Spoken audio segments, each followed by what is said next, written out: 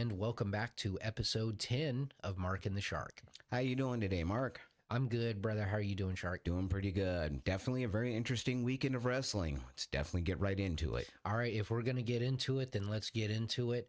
The first thing that we're going to go over is what happened on Smackdown. Brock Lesnar started off the show, and it looked like he was going to have a talk with Michael Cole, was going to maybe F5 Michael Cole. Corey Graves steps in, catches an F5. What'd you think about that? Definitely an interesting start to the show. I remember Michael Cole kind of freaking out. It's Brock Lesnar. Wouldn't you freak out too? I know I would. So I'd be trying to scurry to the back. I loved his reaction the minute he saw Lesnar coming down the aisleway. I love Michael Cole when he's doing this, like, to get him involved. I'm happy that they're getting Cole involved more again. I like it when they do that, especially with his history with Lesnar. I thought it was really cool, and it just the way he emoted, he really did a good job at helping to carry the story over. I got to hand it to Michael Cole. He is so underrated. I think it's really good. Actually, I don't think he's really underrated anymore. I think people really give him his due. But Corey Graves taking that F5 after being on, I guess he's a commentator because of a neck injury. He can't wrestle anymore. So him taking that F5 just makes me wonder, would he be having a match? Well, not soon, but in the future, because obviously he had to be cleared to take the F5. Well, right? he was definitely cleared to take it. I mean, we'll see where it goes. I think it kind of led up to, who came out there for commentary, I believe, during Wrestlepalooza. So I think it kind of opened the gateway for that. It being where McAfee's from, of course, they're going to have him there. So, I think it kind of gave way to that. Then again, who knows? But I don't know if it'll lead to a match between... I don't foresee Lesnar and Graves going at it. No, not Lesnar and Graves, but Graves and Graves. Anybody. I think it's a one-time thing. I really think that is. I don't think he would probably... I mean, then again, who knows? Maybe he's willing to chance it. We'll see. Well, either way, I didn't even think about that aspect of him being injured like that so that Pat McAfee had a spot. So, I mean, I guess that makes sense. And then on to the next match where Charlotte Flair and Alexa Bliss, they defeated my girl Chelsea Green. And then Alba Fire, I mean, I'm not a huge fan, but... I digress. How'd you like the match? I liked it. I actually thought it was... it actually had a lot of, I don't like saying the word spots, but it was a very good match as far as how the time went, how they used their time. They utilized the time properly. I will definitely say that. Maybe a couple minutes more I thought they could have given them. But, what they did, it sets up everything in the future. We'll see what's going to happen, with it. There was a point in the match when it looked like Chelsea Green was going to get a pin for 3, and I thought that was a good addition. So it keeps them right there on the edge. What if she didn't have Alba? What if she had Piper instead? Like little things like that. Yeah. Give you the story to go. Well, you know what? If I would have had Piper, who's been here with me longer.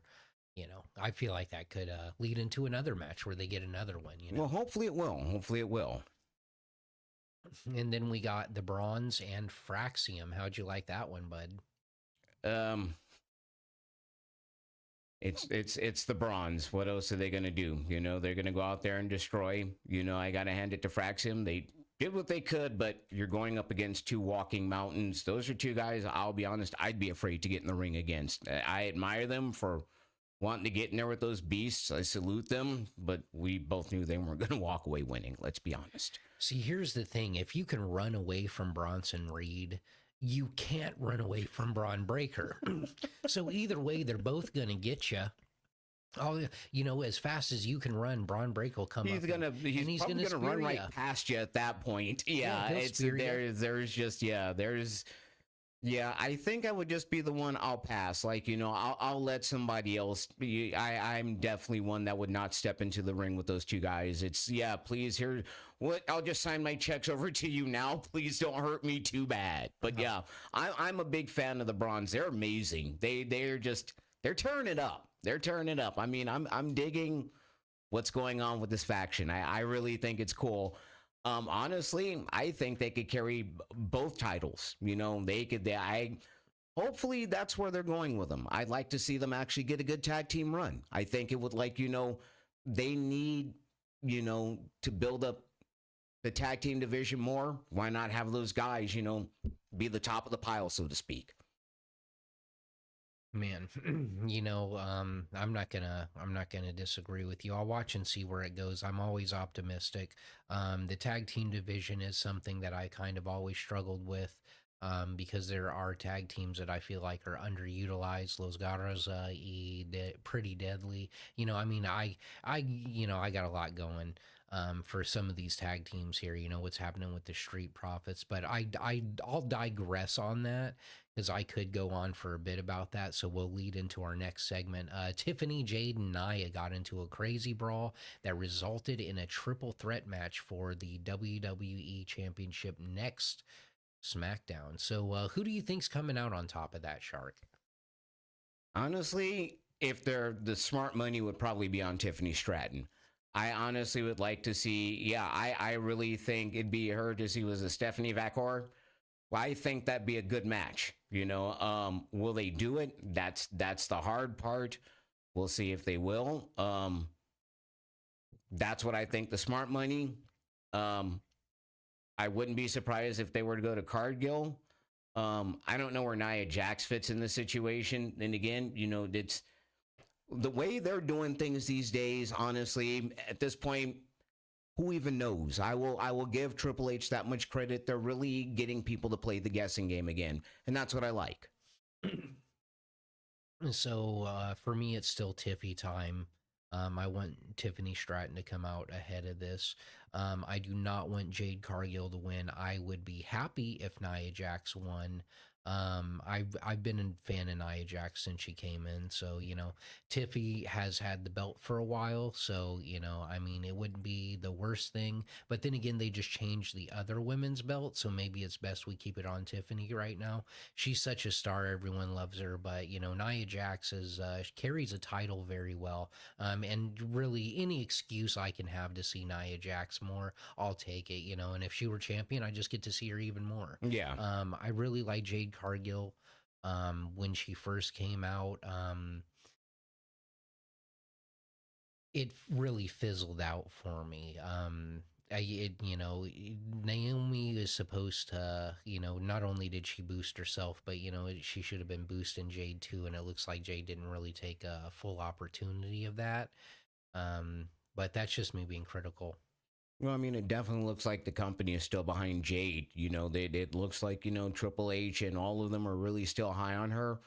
I'm like I said, I'm curious to see where this is going to go. In the long run, is it going to wind up to Jade winning? I mean, are they going the route of trying to unify the titles? What's what's going on in the picture? What's some upcoming matches? I'm definitely getting very curious. Hmm. And then we got Sami Zayn and Carmelo Hayes in the open title match. Sami Zayn won. How do you feel about this whole thing with Sami Zayn? I like Sammy. Is he main event material? That's to be seen. Is that where they're trying to are they getting the title on him to see potentially how fans respond, in the long run? How long is the US title run going to be? And I kind of think that maybe this is the title where they're testing the waters to see if there's possibly a future for Sammy to be, world champion. I think he's on the cusp of breaking through. He did, as far as I'm concerned, some of his best work was when he was part of the bloodline. I really enjoyed what he was doing there. I think that he can carry his own. I wouldn't mind seeing Sammy, even if it's just, for a couple of months. I think he's earned it. I really think that Sammy's earned it, even if it's a short one, a world title one. I really believe that. Hmm. Well, all I'll say about this match is I actually really, really wanted Carmelo Hayes to come out as the victor on this match. I really think that Carmelo Hayes probably, in my mind, deserves to have the U.S. Championship a little bit longer. So to hold it rather than Sami Zayn, because Sami Zayn, And I hate to keep harking back on this, and I guess I'm just going to do it every time we talk about it.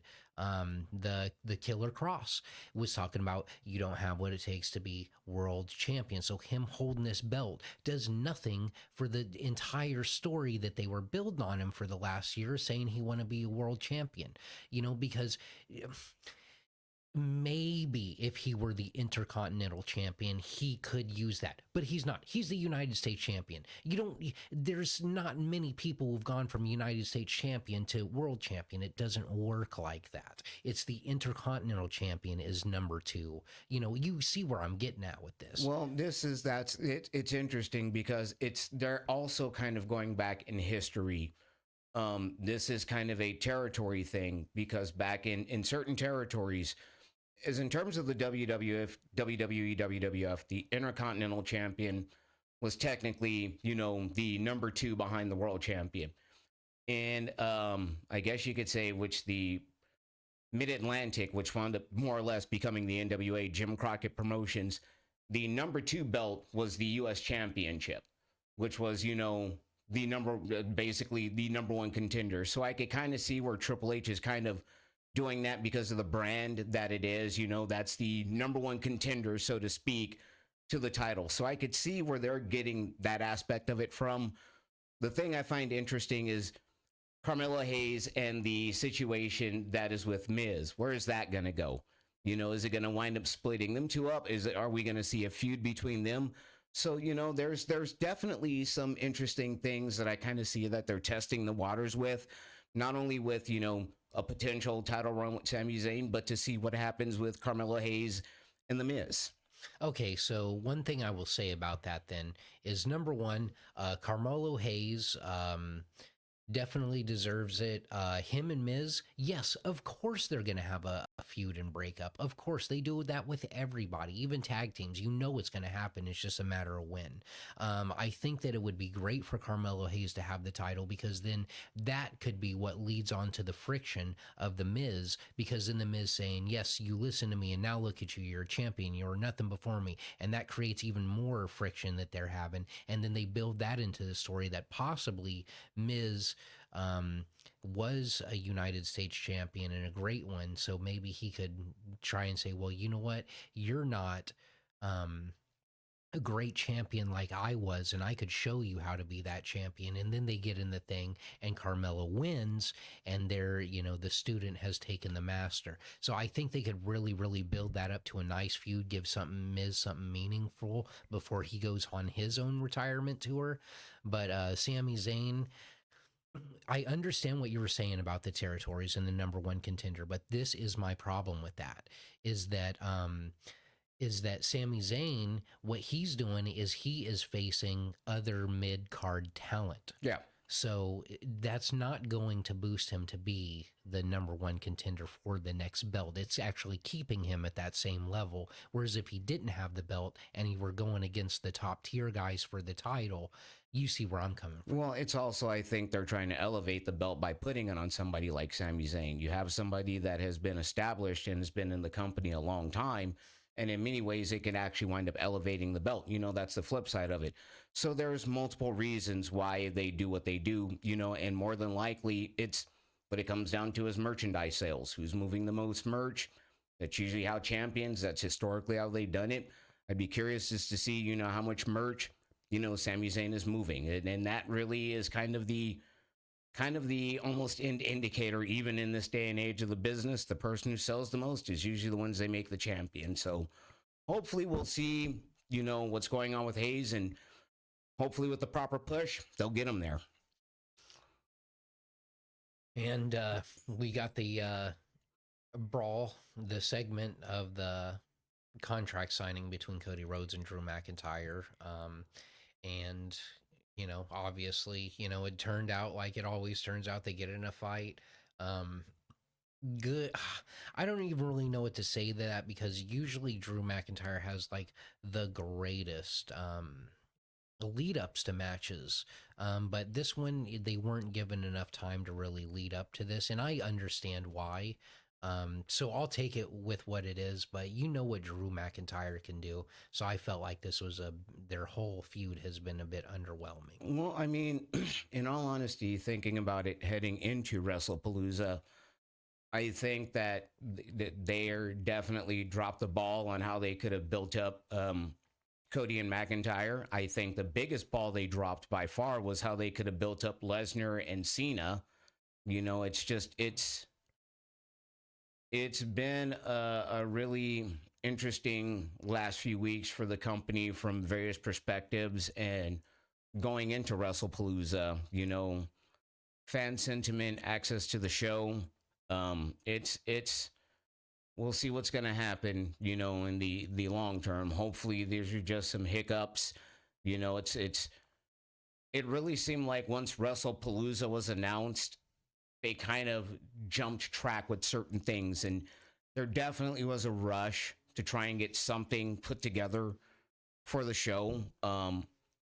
Was it detrimental? I think possibly yes and no. I think that it could have led to better buildups of feuds. Yes, but not to a horrible degree. Just No, no, because, not to a horrible degree. I think they could have given some of them, you know, a few more weeks. But you know, the curveball of ESPN again, with all the issues that have been known with that, you know, I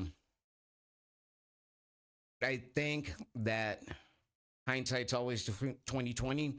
I think they could have prepared for it, but they did as best as they could heading into Wrestlepalooza, given all the circumstances. I will say that. yeah, so I won't disagree with you there, but I think the main point of what you were talking about that I think stands out the most is that we as fans, since we know in this day and age, like actually what's going on with um, like business and them being signed and trying to make a new event that they didn't plan for. We all kind of are giving it, a lot of leeway because we understand, well, you guys are trying to secure more money to pay the talent and everything like that. So, I mean, it might have not been the greatest lead ups or whatever, but at least they tried to put on a good card. I'll give them that. I'm not going to say about that, but Drew McIntyre and Cody Rhodes, Cody on a film set, what it's like on a film set. Sometimes you're sitting in your trailer for hours. Drew McIntyre is no stranger to social media promos. I mean, even when The Rock and Cody were doing their thing, maybe we could have got a little more juice out of that wasn't on the show. And that's really all we got to say about September 19th SmackDown. And then we'll go on to Wrestlepalooza. So we started this off with Brock and John. Basically, about what 8 minutes, and it was honestly what I expected it to be. A complete squash match.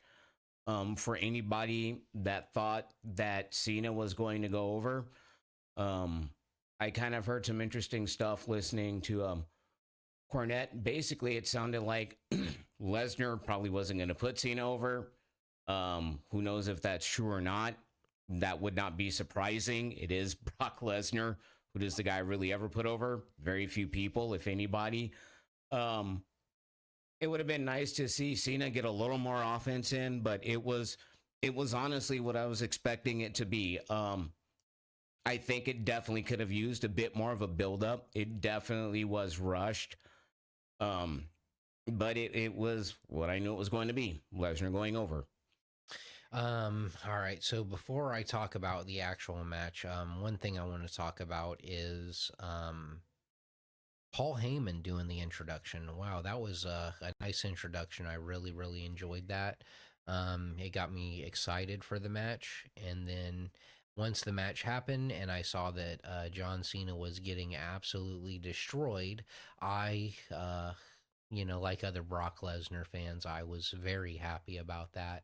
Um, as far as the outside noise, people talking about Lesnar not wanting to put John Cena over or anything like that, I'm not really putting any stock into that because maybe they had planned to do this one match and wait, maybe in the back, Lesnar was talking to John and saying, you know what, man, the Super Cena not being able to defeat me and everything. How about this? I'll go out here and I'll squash you. And then one of your last appearances, you come in and then you finally beat me to end your career. I mean, so when you say, "Oh yeah, Lesnar didn't want to lose to John," that could be just a tiny bit of truth. That might have been he didn't want to lose to him this match, but he's more than willing to put him over on one of his last appearances to make it even more special.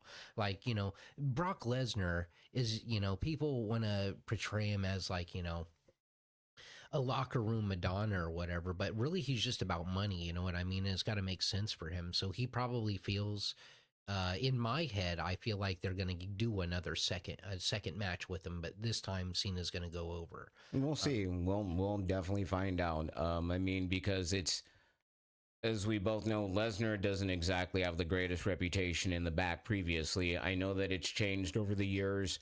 Um, I wouldn't be surprised if they wind up finishing out the rest of this. What? How many more appearances? What? December? I think Lesnar's done, or not Lesnar, but Cena's done in December. So we're heading in October. I wouldn't be surprising if maybe they do something setting up a couple of people for Cena to take out, but the overall arc, so to speak, is a final Lesnar Cena bout. We'll see. We'll find out what happens. We'll see if that's, at this point, I wouldn't be surprised if that's the route they're taking, because how many other people really is there for Cena to really work with? I mean, other than AJ Styles, there pretty much really isn't anybody else on Cena's list, that he's wanted to work with. So, in all honesty, it wouldn't be surprising if they wind up finishing this thing up with Lesnar after his match with AJ Styles. It would not be shocking at all if they wind up, basically, going at it on Raw and SmackDown, kind of building something up. Maybe they even might have realized in hindsight, okay, this needed a better build. And we'll see. Hopefully that'll be the case. We'll see if Heyman will be involved in that. If that happens, I wouldn't be surprised with Heyman. He makes the best mouthpiece for Lesnar. We'll also talk about, if any role Lesnar may have with that group. We'll see. Now, I will have to go on the Lesnar and the group, how that fits. We'll talk about that later. But for now, I want you to imagine this: WWE Premium Live Event, War Games, Team Brock, Team Cena, Brock Lesnar, Seth Rollins, Braun Breaker, Bronson Reed, managed by Paul Heyman. Then we got John Cena, Randy Orton, Cody Rhodes, and then whoever the ultimate baby face on that team is going to be. Maybe somebody from John Cena's past. Maybe it could be, who knows, maybe even Sami Zayn. Um, you know, uh, well, either way, fill in the spot. You get what I'm getting at here, right? So that could be a lead into that. Possibly. We'll see. I mean, to me, in all of this, all of this really comes down to one person, Brock Lesnar.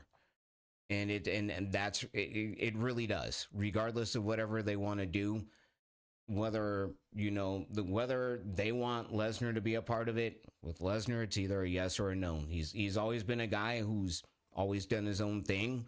About the only person that has ever really been able to corral him has been, somewhat Vince McMahon, and even Brock has told, Vince to go shove it on occasions.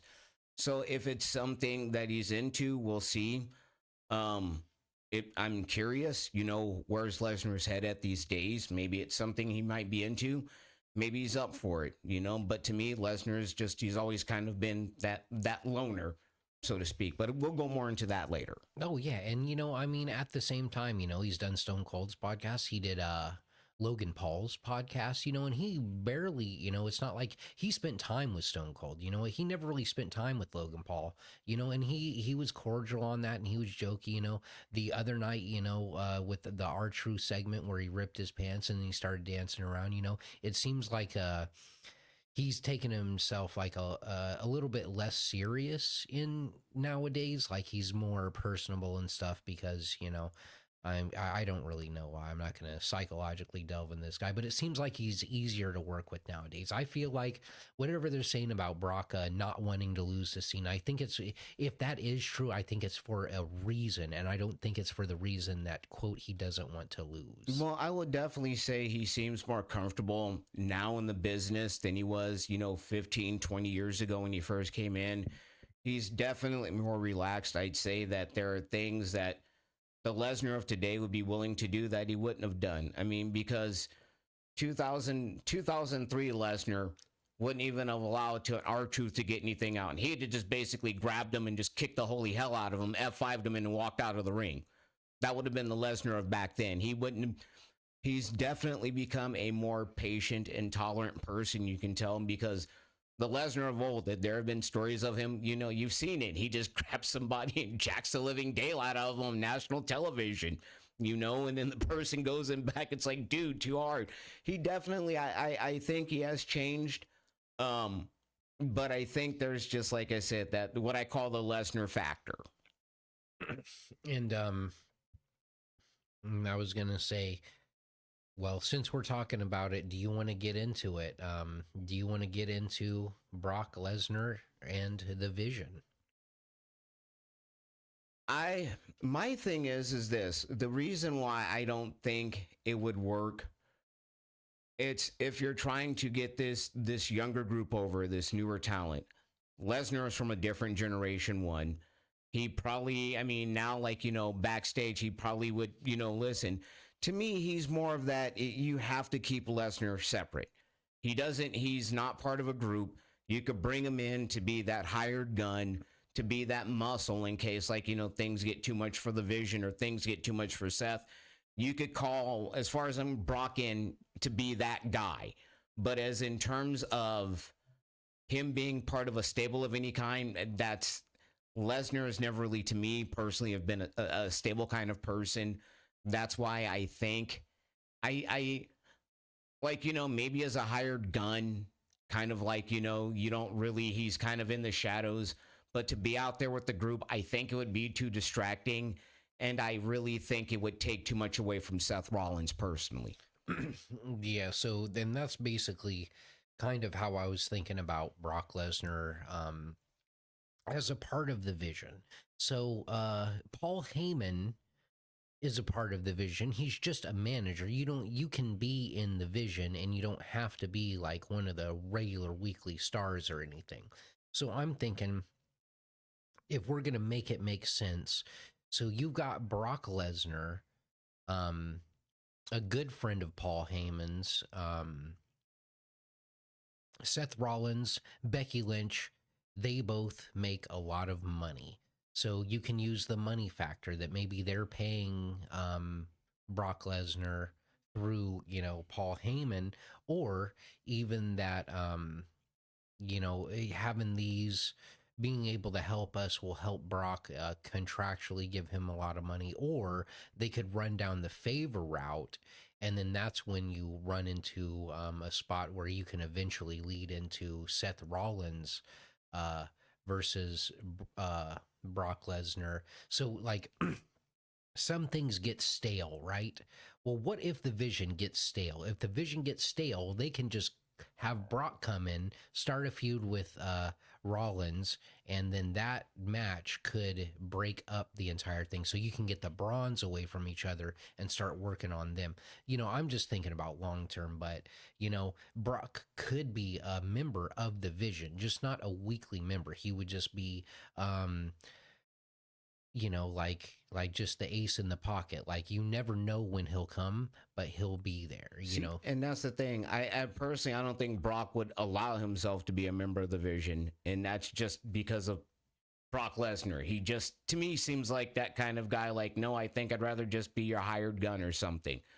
To me, what I could wind up seeing in the future is Paul Heyman causing a bunch of dissension in the group, basically getting Seth and Braun Breaker to turn on each other, and then just having Lesnar come out there, kick the holy hell out of all of them, and then back Lesnar and Heyman go off together. There are so many things you could do with this here. You could even, he possibly could be a member. You could have, Seth screw him over. It upsets Paul. Paul leaves. Eventually, I think what's going to wind up coming out of this, out of all of this, regardless, is it's going to be Heyman and Lesnar together, regardless of whatever the storyline is going to be. It's going to be those two walking out of this when the dust finally settles. That's just what I personally believe. And then we got the Bronze and the Usos. How'd you like that? The match was what it was. It personally wasn't anything to me spectacular. It was just they just kind of went through the same thing that they had gone through. We had seen before. I mean, the match really didn't stand out anything to me personally, other than carrying on the situation between LA Knight, Jey Uso. I think it's going to further that situation, which the end result would be. But again, it was just I knew who was going to come out on top. It was a given. Good match. That's really all I'll say. I like the Usos. Yeah, that's I mean, I like Bronson Reed, or I like a Braun Breaker. I'm not a big fan of Bronson Reed. I don't really talk about it on the podcast. Like, I don't like him because I do like the story. I see where it's going. Just for me personally, he doesn't, move the needle for you. I mean, Braun Breaker, that guy. There is something there. He is definitely going to be. He's going to be the future champion. That there is no. See, and that's where it could get interesting to me. I really think. To me, the big money match there. It's not Braun Breaker and Seth Rollins. To me, the big money match is Braun Breaker and Brock Lesnar. That to me is the money match right there, because you've got these two beasts, but you got one that's now the old beast. You've got this young up and coming hungry guy who spears the living daylights out of everyone. I mean, at the speed that he moves at, his strength.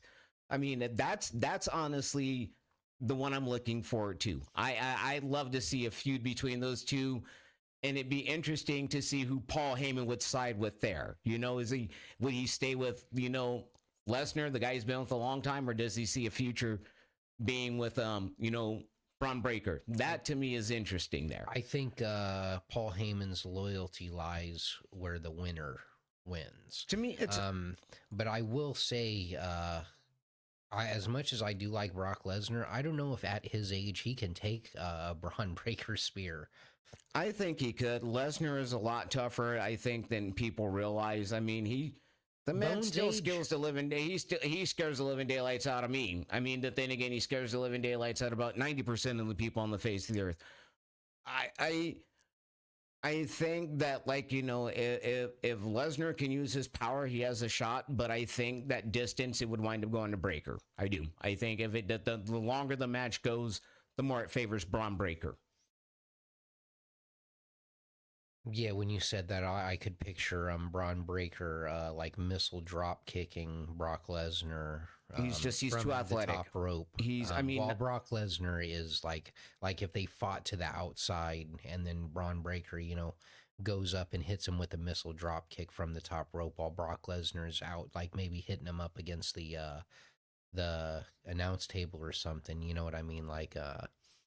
Yeah, I could totally see them making a match in a way that Braun Breaker could legitimately make it seem like he wins. Yeah, I mean, and that's the thing. It's like Lesnar was explosive, but Braun Breaker is a different kind of explosive that not even Lesnar was in his prime.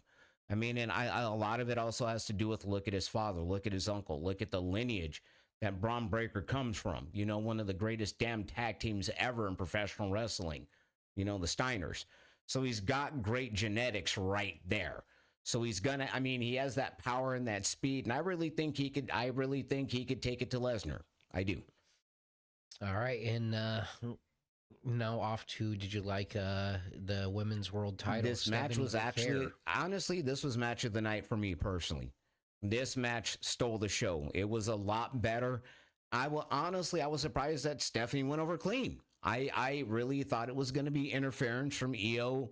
I thought there'd be a run-in. I was really surprised. It was a good, clean match, and I enjoyed. Both women were really impressive in this bout. I was really, to me, this was the match of the night.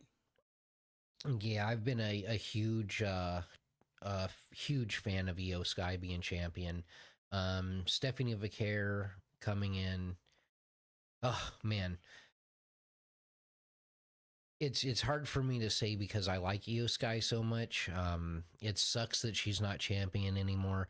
But man, if I'm gonna have another champion, I'll take Stephanie Vicaire. I really hope that this leads into Asuka getting the belt again. Um, Man, that was a really good match. It was a really good match. Um, and that's really all I'll put it as. Probably I don't know. I really like the Lesnar match, so that might have been the my favorite of the night. But as far as a match actually goes, that was the best one. Yeah, I really thought that they to me, Io Sky and Stephanie Vecchia had the match of the night. To me personally, they really showed some amazing wrestling in that bout. Both women really did. They stole the show. Yeah, for me, as far as like emotions go, I was super excited about Brock Lesnar just squashing Cena because it's his retirement tour. I wasn't expecting a squash, so that actually was awesome to me. But and then it was, even though it was a great match. So I'm going by my emotions, bro, because the Lesnar, it put me on a high, and then when Io Sky, I like her so much, she lost the match, it put me on a down, just because I like you know Yeah. Stephanie too. I mean, still, and my girl just lost. Um, so now, well, that'll take us on to man, ugh, talk about hot tag. Geez, man, that was like 15 minutes before she got tagged in. I felt like. This match honestly went too long. This match should have been 15 minutes tops, and that should have been it. Um, I was not really into this match as much as I thought I would be. There were times it was just like, come on, let's hurry this up. It just I don't know. It wasn't the match I thought it was going to be. I thought they personally could have done better. I mean, it was good to see AJ Lee back. She really looked good, but it was just I wasn't into it as much as I thought I was going to be. I mean, I honestly knew Punk and Lee were going to win. That to me was a given. That to me, it's just like, yeah, you bring her back after all these years. That's business. That's the business they're going to go with. They're going to get her over because that's her return. I just again, it was kind of there for me, I guess. Yeah, that's a good way to put it. That what I really wanted to happen is I really wanted Seth and Becky to win this match. I really didn't want CM Punk and AJ Lee to win on this match. I get what they do. They give somebody their debut match, and no matter who they're going against, they always win their debut match. I don't know, man. Becky Lynch is a great wrestler. Seth Rollins is a great wrestler. CM Punk is all right. AJ Lee, I'm not gonna try and downgrade anyone. Guy was very uninterested in this match at some points, and yeah, I wanted Seth and Becky to win. I really wanted them to win. I think they are probably one of the best couples of wrestling in a very long time, and I don't even mean as a tag team. I just mean before they were um, together. I always thought that they were like one of the power couples of WWE. Um, yeah, Yeah, pretty much. I said all I need to say about the match. It just wasn't anything I was really into. I knew it was going to go over, and it was just kind of like, eh. Um, this match, I really thought that Drew McIntyre should have gone over. I mean, again, it's one of those, Cody's going to win. He's the big star right now. He's out there doing the movies, so of course they're, again, business move to keep the belt on Cody. Again, I think it was the wrong move. I really think they should have put it on Drew. I think there's a lot more they could do with Drew. Let Cody go off film the movie. You have Drew be the hot heel right now. What's wrong with that? Again, wrong move. Should have been Drew, not Cody. yeah. I mean, if the last match wasn't so damn bad, this one could have been the worst of the night. So props to CM Punk for making that. I'm just kidding. It really wasn't even CM Punk's fault. It was just the ladies. They took way too long. AJ Lee's been away for way too long. But Drew McIntyre and Cody Rhodes, yeah, I'm sick and tired of seeing Drew McIntyre go into these championship bouts and lose. He should be the champion. That's why they brought him back in the first place, is because he was doing so well in TNA as a champion. Was bring this guy back. He's got the look, he's got the mic work, he's got the what do you call it, the work rate, or he's a great wrestler. I mean, you know, he's basically, him and Gunther are like the only two people on the entire roster that you can look at and go, they are 100% what they thought a wrestler was back in 1930. And, I don't know. I don't know. Cody, yeah, Cody's cool. And I'm glad he brings, all the things he brings. Yeah, the family history, the Rhodes history. I mean, and I'll be honest, I've never really been big on Cody even now. Like, I know he's gotten himself over, but it's kind of, honestly, I think Cody would make a better heel than face. I think that there'd be a certain arrogance that he'd be able to get over with. I do. I personally would think he'd be a better heel than he would be a babyface myself. Yeah, yeah, that was kind of a down for me on that. Um, and then that'll go on to our next segment, which is going to be, we're going to be talking about the WrestleMania in Saudi Arabia.